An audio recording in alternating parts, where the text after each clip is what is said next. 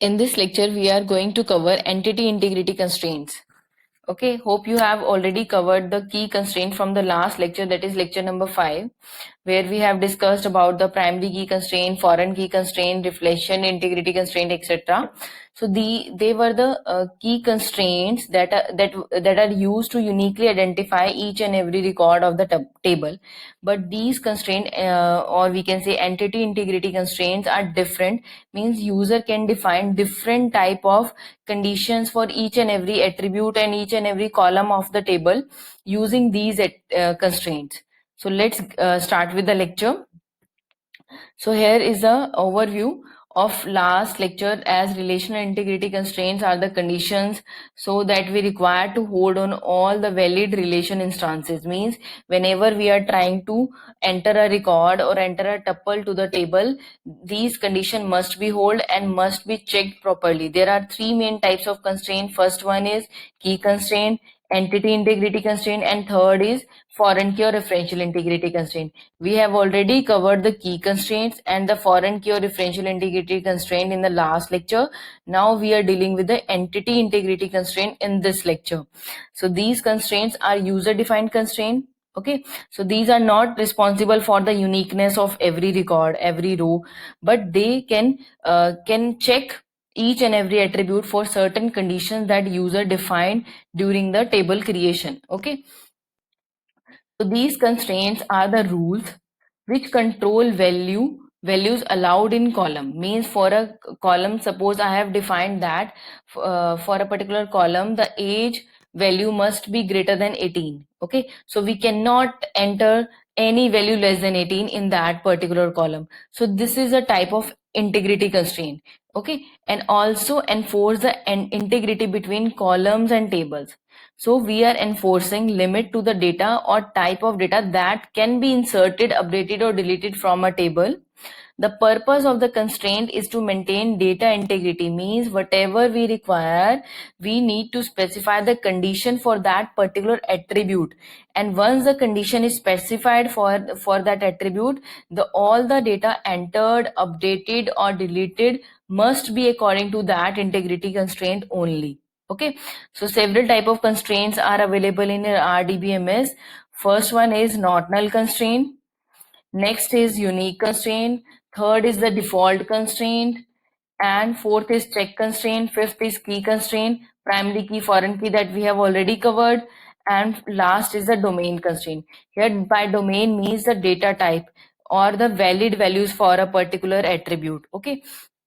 So we are defining these checks, these conditions according to our requirement for our table, for a particular attribute or for multiple attributes. Okay, so it's up to the user how they use these condition, how they define these condition, and always these condition will be checked before every insertion and before any updation, before every deletion. So this is the different type of constraint than the key constraints.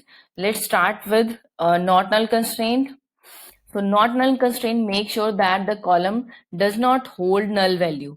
So whenever we require that a particular field cannot be inserted null or cannot have the null value, so we can define that particular field, particular attribute with a not null constraint.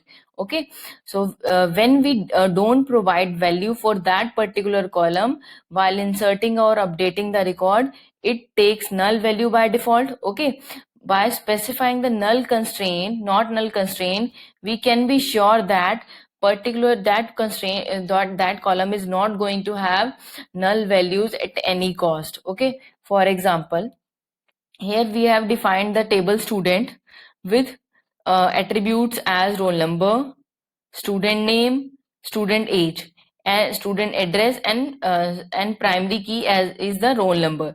And we have defined not null constraint for the student name, also for the age. Means whenever we enter the record, we cannot keep the name and the age as the null field. We cannot keep them empty. So we have to provide some value for name and the age, student age field. Okay, because we have defined not null constraint condition. This is the defined user defined condition for these two fields. Okay, Next constraint is unique constraint. Unique constraint, as the name itself defines, it enforces a column or set of columns to have unique value. Okay, in last lecture we have discussed about the primary key. Once the column is set as a primary key, it cannot have cannot have duplicate value, as well as it cannot have the null value. But by using these constraints, we can have these constraints separately. Means like we can have not null constraint separately for a column. We can have unique constraint for other columns. Okay. So if a column has a unique constraint, it means that that particular column cannot hold the duplicate values in a table. We cannot enter the duplicate values for that particular column in a table. For example, we have defined the student table with all the field that we have covered in the last example. Student name as a not null. Mobile number, here we have put the restriction over the mobile number, that mobile number must be unique for each row. Means two student cannot have same mobile number. We cannot enter duplicate mobile number for any student. So these type of constraints can be managed easily through entity integrity constraint. Here the primary key is roll number, student name is defined with not null. If we can also define one column with two entity integrity constraint. For example, we can also write mobile number, not null, space, unique. So both condition can be true, or more than one constraint can also be applied to single attribute, single column. Okay, it's up to your requirement. So if we define not null unique, it will be equivalent to primary key only, because primary key cannot be duplicate and cannot be null. So if both conditions are defined for any column, it is equivalent to primary key. Next constraint is a default constraint. Sometimes we want some default value for particular column if the value is not provided for that column. So the default constraint provides a default value to a column when there is no value provided while inserting a record into the table or while updating the record into the table. Okay.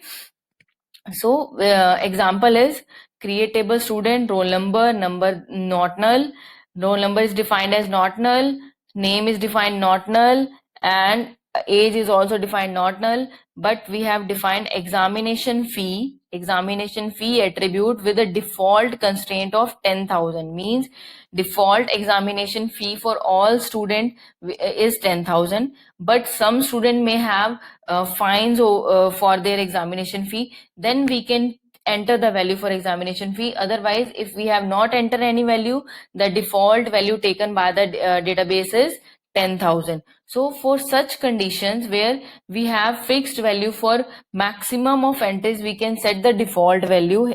For example, we have set the examination fee for all students as rupees 10,000. Okay. So this was the default constraint. Next we have check constraint. This constraint is used for specifying range of values. Means we can define greater than, less than, equal to. So any type of check we can define for a particular attribute. So specifying range of value for particular column of a table. When this constraint is being set on a column, it ensures that the specified column must have the value falling in the specific range. If we are specifying any of the particular range, then the entered value must fall between the specified range only. We cannot enter any other value that is out of the scope or out of the range of that defined range. Okay, so example for this is create table student, roll number number 10 not null.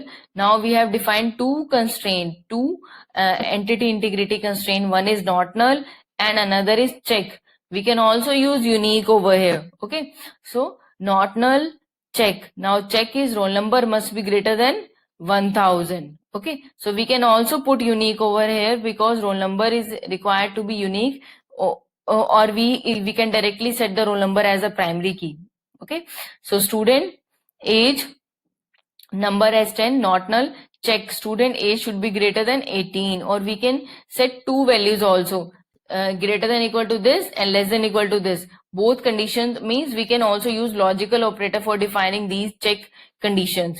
Examination fee with default value is 10,000. So this was a check constraint that you can define wherever you required a particular range, or wherever we want to restrict the values in a particular column with within a particular range or specified greater than less than values.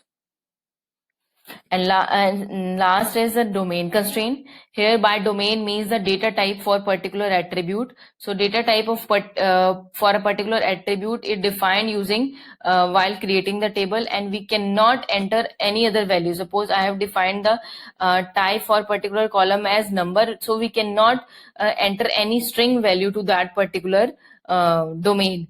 So domain constraint, we can say that constraint over data type and any other constraint defined for a particular attribute. Okay, so data type plus constraint, any of the constraint will refer as a domain constraint. So we can say that each table has certain set of column, and each column allows same type of data based on its data type. The column does not accept values of any other data type rather than the defined data type. Okay, so this was a domain constraint that we generally define. We have already defined data type of the attributes and constraint for the attributes. So those all were the domain constraints. And last is the key constraint, that is primary key constraint. Cannot be null, primary key cannot be duplicate, cannot be null. So this is the primary key, and one primary key of one table can act as a referential key for other tables or child tables. We have covered this concept with a detailed example in the last lecture, lecture number 5. So please refer that lecture for this concept. So this is not different from that concept. This is the same, means we one table is defined as a primary table or the master table, and other tables who are referring to the master table are defined as a detailed or the child table. Okay, thank you.